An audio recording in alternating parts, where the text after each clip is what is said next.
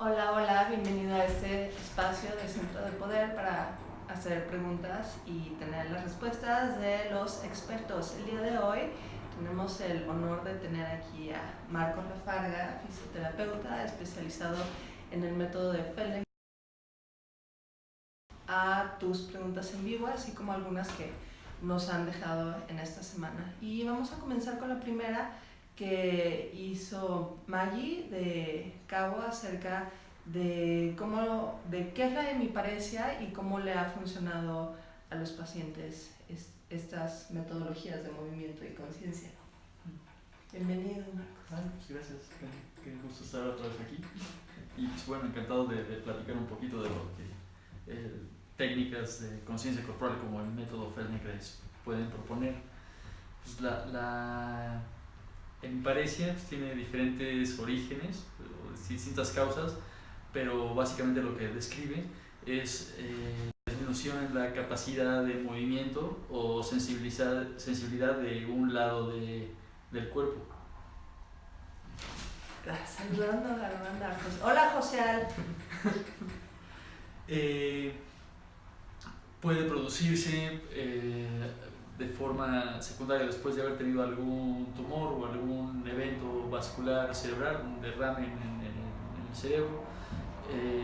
Son algunas de las causas más comunes. Y bueno, al ser el método Feldenkrais una técnica que promueve el poner atención en los procesos de nuestro propio cuerpo, pues la verdad es que mientras el cerebro esté atento y pueda haber una respuesta consciente al movimiento o a las consignas que pudieran plantearse en un momento dado, eso pues, hace que pueda funcionar en personas con una hemiparesia. El tomar mayor conciencia de las diferencias entre un lado y otro, aprovechando los contrastes que un evento así ocasiona, es muy útil, sobre todo porque la mayoría de nosotros ni siquiera somos conscientes de cómo hacemos lo que hacemos cuando no hay ninguna condición neurológica como esa. Nosotros habitualmente no sabemos cómo hacemos lo que hacemos, y yo creo que eso es bien riesgoso en el sentido de que si uno no sabe qué es lo que te lleva a tener éxito, puedes descuidarlo y perderlo, ¿no? Como nadie sabe lo que tiene hasta que lo ve perdido, dicen. Sí, contraste de un lado al otro.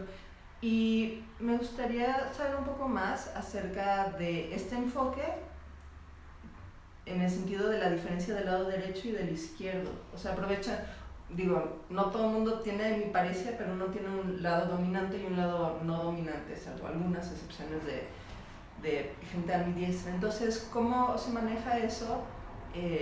O sea, en el aprendizaje, ¿queremos que ambas manos sean algún día igual de diestros o queremos que el lado no dominante le enseñe también al lado dominante?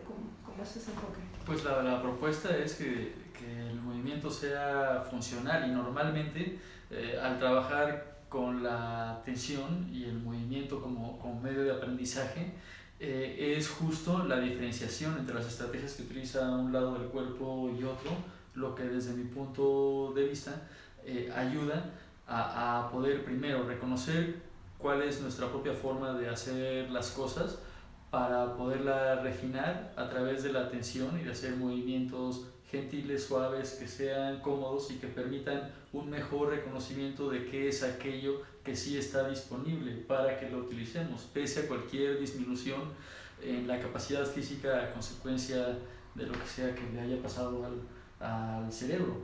Pero lo cierto es que pese a ello, pues, un sistema nervioso que permita ser consciente, seguir comandos, prestar atención, poder reproducir el movimiento, es un sistema nervioso que tiene la posibilidad de aprender sobre sí mismo y perfeccionar o mejorar aquellas habilidades remanentes o disminuidas después de un evento así. Queremos que el sistema nervioso aprenda sobre sí mismo. Dejen aquí sus preguntas para contestárselas. Ahora es cuando. A ver, pregunta. ¿Qué aportes nos puede dar Feldenkrais en nuestro trabajo como instructores de Pilates? Dedicada con cariño para José Al Pantoja, estimado colega. Ok, pues me parece un extraordinario complemento de dos tipos contemporáneos que le dedicaron toda su vida a hacer observaciones tremendamente precisas sobre cómo el ser humano organiza el movimiento. Me parece que Feldenkrais lo que puede ofrecer como complemento a un trabajo con Pilates es, a través de sus secuencias, prestar atención a las distintas relaciones entre unas partes y otras del cuerpo de una manera bastante original, con movimientos o secuencias que involucran posiciones del cuerpo que para la mayoría de nosotros son poco habituales, y que justamente por eso es que ofrecen la posibilidad de aproximarnos a lugares nuevos o a posibilidades distintas que nuestro propio cerebro nos ofrece para movernos, simplemente porque no es lo que habitualmente estamos acostumbrados a observar, o no son posiciones que estemos acostumbrados a abordar. Y considero que justo una muy buena forma de utilizar nuestra inteligencia es emplear nuestra atención para observar nuestros propios procesos, recordando que la mayoría de ellos tenemos acceso o se expresan de forma no enteramente consciente. Entonces, poner atención o llevar a la conciencia, a la corteza cerebral, el área del cerebro que nos permite darnos cuenta de cómo hacemos lo que hacemos, pues permite que podamos hacer observaciones que normalmente ni siquiera observamos, porque son parte de los automatismos que nuestro cuerpo emplea para hacer lo que sea que vayamos a hacer. Entonces, nada más para resumir y contestar la pregunta, pues creo que el enfoque del manejo de la atención que Feldenkrais propone, pues es un complemento ideal para cualquier práctica de Pilates, y las variantes que puede ofrecer para que un instructor de Pilates o de cualquier técnica de conciencia corporal o de trabajo corporal pues se pueda enriquecer del movimiento propuesto desde otro punto de vista o desde otra técnica que me parece que siempre es útil, o por lo menos a mí me gusta mucho combinar. Ahondando en lo que dice Marcos y conectándolo con el método Pilates, a mí me parece súper valioso el método Feldenkrais porque es un método especializado en aprender a desarrollar la conciencia. O sea, es un método de autoconciencia por el movimiento, ATM, tal como se llama uno de sus ejes prácticos. Y en Pilates nosotros tenemos varios principios, entre ellos la concentración. Y la concentración yo creo que es el principio esencial que conecta filosóficamente la visión de Pilates de mente sobre materia, o sea, de la capacidad de, a través de nuestra conciencia, deliberadamente influir en el cuerpo. Entonces, la concentración es justo lo que lleva tu intención a convertirse en una acción mediante movimiento efectuado física, muscular, articularmente. Entonces, yo creo que podemos estudiar el método Feldenkrais, usar sus metodologías para el desarrollo de la conciencia y aplicarlas como el elemento como el principio de movimiento de concentración de Pilates.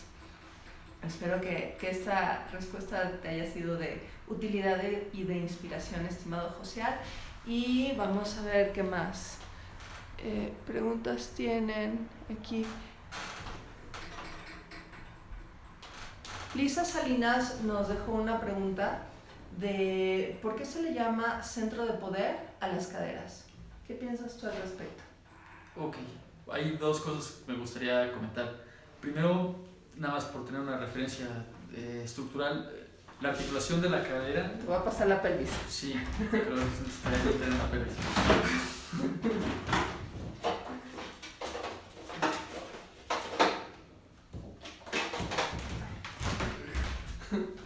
Bien. Las articulaciones de la cadera, esta es una pelvis. Las articulaciones de la cadera indican anatómicamente el punto de unión entre la cabeza del fémur y este hueco, el acetábulo en la pelvis. A lo que se refiere estructuralmente, el centro de gravedad o de poder o de equilibrio, de movimiento del cuerpo, suele estar ubicado, o la referencia anatómica, o una de las referencias anatómicas más comunes, es el sacro, en específico la segunda vértebra del sacro. Termina por ser el centro de gravedad y del movimiento, porque pues, para donde se mueva la pelvis, la sigue el resto del cuerpo. La referencia para movernos o la parte de nuestro cuerpo que va a sentar las bases de cómo se organizará el movimiento del espacio, pues no es la cabeza, no es el tórax, es la pelvis. No es la cabeza, no es el tórax, es la pelvis. Sí, y es, ojo, no la articulación de la cadera, que es esta parte, sino es la pelvis que toda, incluye la cadera. Exacto. Un muy buen ejemplo es pensar en los bailes de salón o de pareja, donde muchas veces pues, la mano de la persona que guía pues, está en un lugar cercano al sacro, a la pelvis. Y justo eso es lo que permite que dos personas que no se conocen pues, puedan bailar, alguien lleva, alguien más sigue, porque hay una mano que facilita el movimiento o invita a la pelvis a seguir una dirección en particular, entonces es muy fácil que el resto del cuerpo acompañe ese movimiento. Pero bueno, el centro de gravedad y movimiento suele estar ubicado a la altura de la segunda vértebra del sacro, ya que nuestra pelvis y hacia dónde se mueva es lo que va a condicionar la forma en la que el resto del cuerpo se organiza para seguir ese movimiento. Es eso.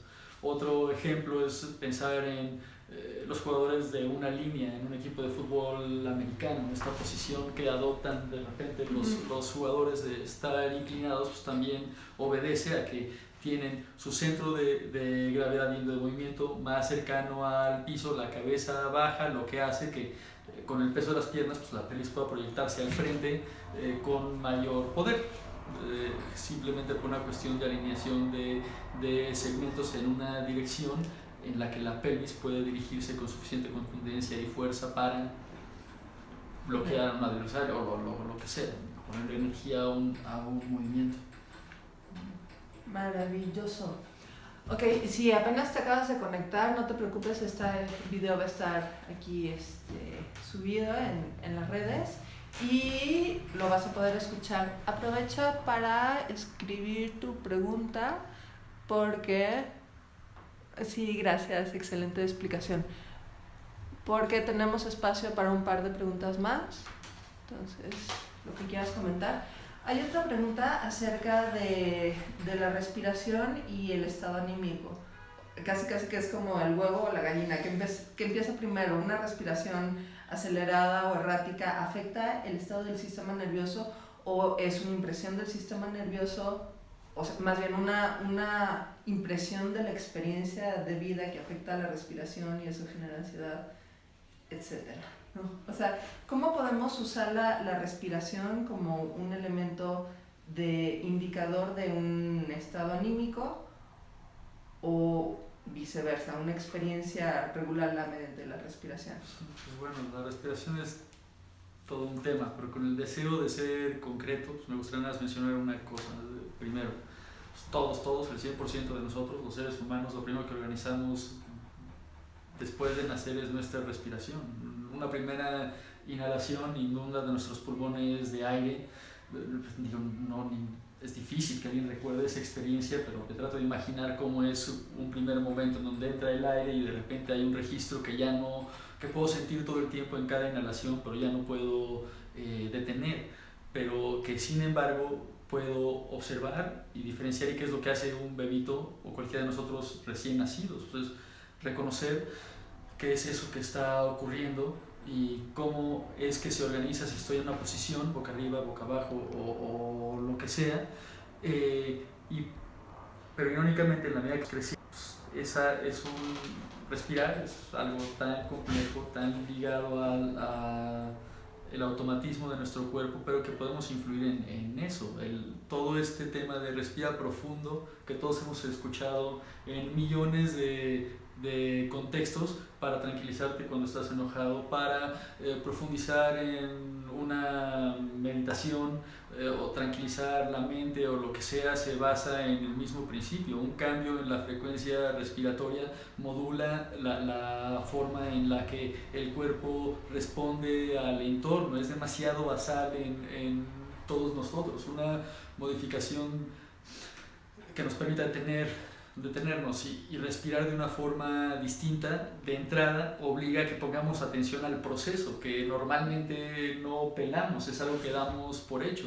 Y aunque sea en la experiencia fácilmente comprobable, como en distintas posiciones o haciendo distintas actividades nuestra respiración cambia, como por ejemplo lo que hacemos todos todo el día, modular nuestra respiración para poder hablar y entendernos, o para poder sentarnos a la mesa a comer, la verdad es que difícilmente es algo a lo que llevemos nuestra tensión, a menos que estemos buscando justo eso. Pero cuando eso ocurre, entonces podemos experimentar de primera mano todo lo que fisiológicamente provoca eso.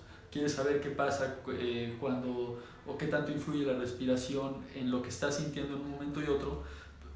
Detén lo que estés haciendo, respira 3 veces de la forma que se te dé la gana y revisa cómo se está sintiendo tu cuerpo, y en la medida que promuevas una práctica de observación más atenta, será cosa de tiempo y más temprano que tarde sentirás eso que representa para tu cuerpo. Y lo más importante es que te permite obtener registros en primera persona de qué está ocurriendo en ti, porque aunque podamos hacer descripciones desde la generalidad, a cada uno de nosotros lo que nos va a servir siempre como referencia es nuestra propia sensación, no lo que lea en un libro o no lo que me comenten mis compañeros que sintieron. Eso podrá ser un buen comparativo, pero el autoexplorar en las posibilidades que nuestra propia respiración y capacidad de organizarla nos da, me parece suficientemente atractivo y útil.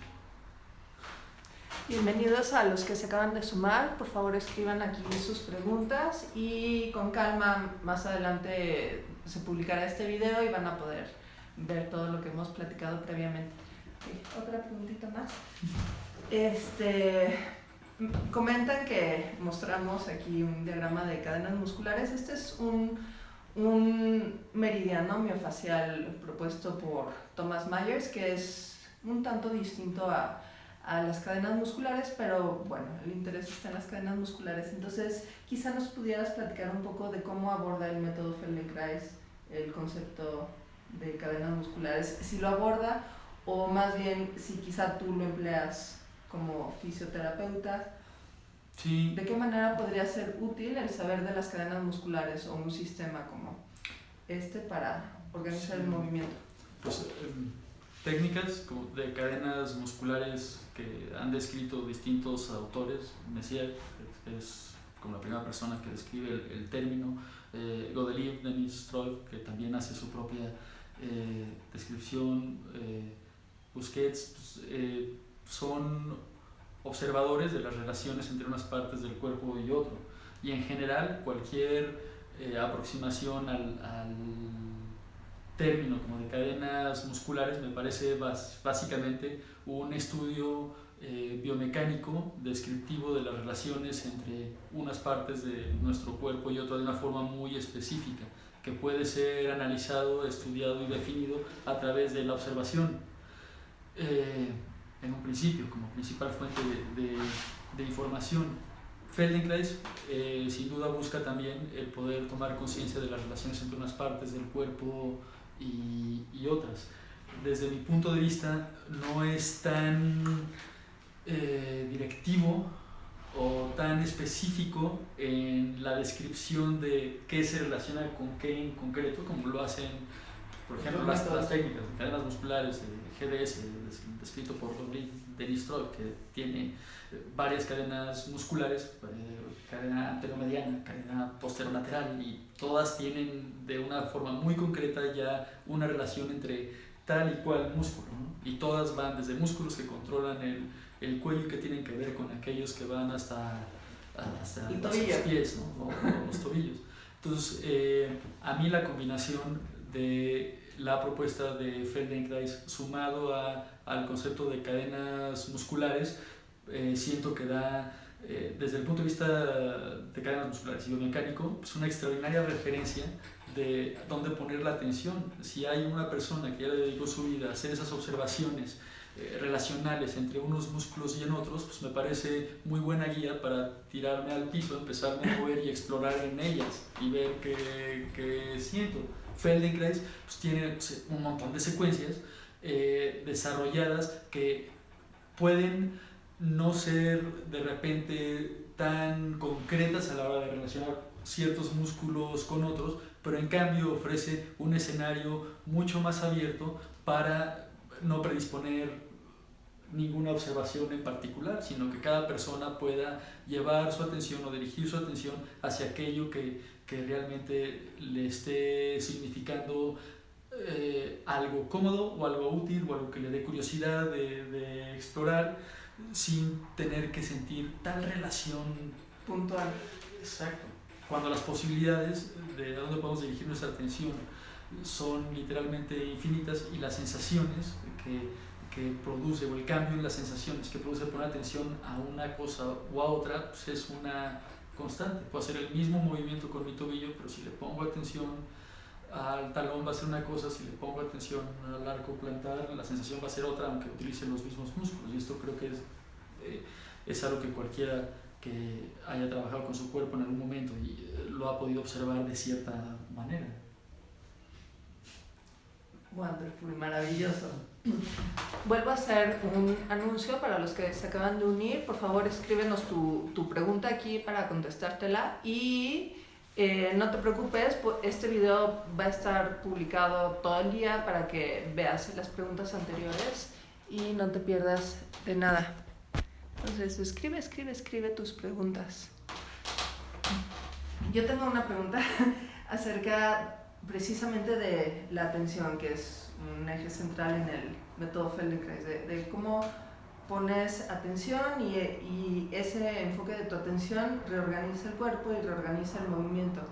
Creo que vivimos en un momento histórico donde nuestra atención está como así como fear of missing out, o sea, como que nuestra atención está como diluida en muchas opciones. Entonces, ¿cómo se maneja la atención ante la complejidad infinita del cuerpo en el método Feldenkrais? O sea, el enfoque es, pongo atención en el dedo gordo del pie, o también pongo atención en el dedo gordo del pie y en el omóplato opuesto, y en la oreja y en la respiración, y cómo se filtra la luz por mis párpados. O sea, ¿cómo puede manejar uno tantas opciones en el sentido de que quizá de cierta manera uno tiene, bueno, no sé, yo me imagino que tenemos un cierto como RAM de atención, no sé si sea como una capacidad limitada o una capacidad más amplia, pero en general mi opinión es de que entre más variedad, menos profundidad. O sea,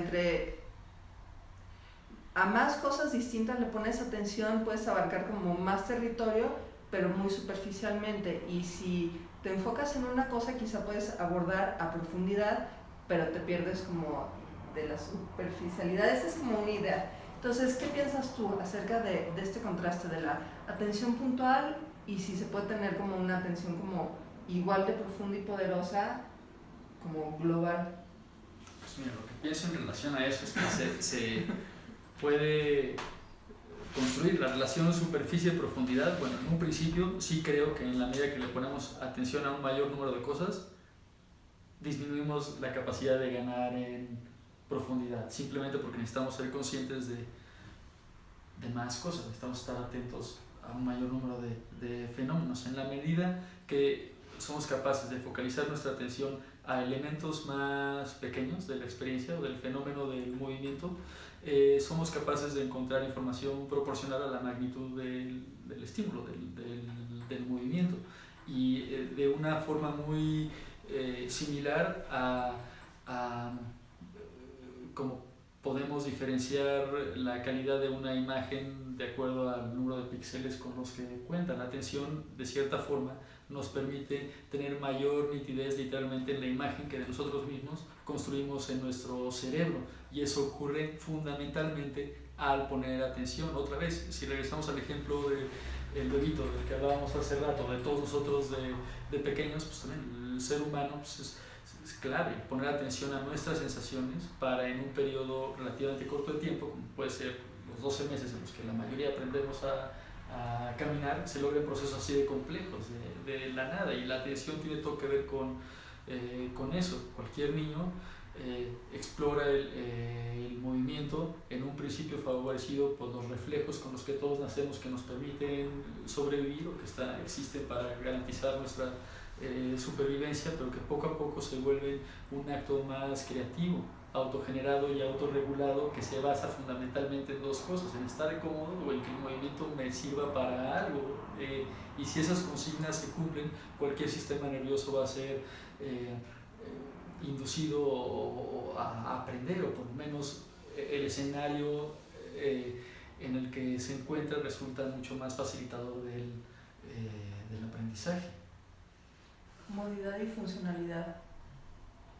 De cierta manera, aprender a través del buen sabor de boca, ¿no? De la buena experiencia. Sí, porque al final de cuentas se trata de una cuestión educativa, y si lo comparamos con las diferentes aproximaciones teóricas en educación, cómo la gente aprende, pues parece que lo que todos podemos leer, o que seguro forma parte de nuestra experiencia también, es como aquello que nos ha sido más significativo en relación a nuestra experiencia de aprendizaje, seguro es aquello que hemos disfrutado más, o que más sentido nos hizo en cuestión a la utilidad práctica que podríamos darlo, o simplemente lo que significó anímicamente o cognitivamente el poder vivir algo así. Si el aprendizaje no parte de la curiosidad o de la capacidad de hacernos una pregunta sobre nosotros mismos o sobre lo que sea, pues creo que simplemente no es tan significativo como podría ser. Si el aprendizaje no parte de la curiosidad, podría no ser tan significativo. Qué maravilloso, ¿no? Ir de descubrimiento en descubrimiento. Muchas gracias, Marcos, por esta generosa y extensa participación, contestando nuestras preguntas, las mías y las de la audiencia, y muchas gracias a ustedes también por estar aquí, por entusiasmarse, por mantener la curiosidad de querer saber más del movimiento y del cuerpo. Y pues esperemos que nos acompañen en nuestras próximas sesiones de conversar con los expertos. Hasta luego.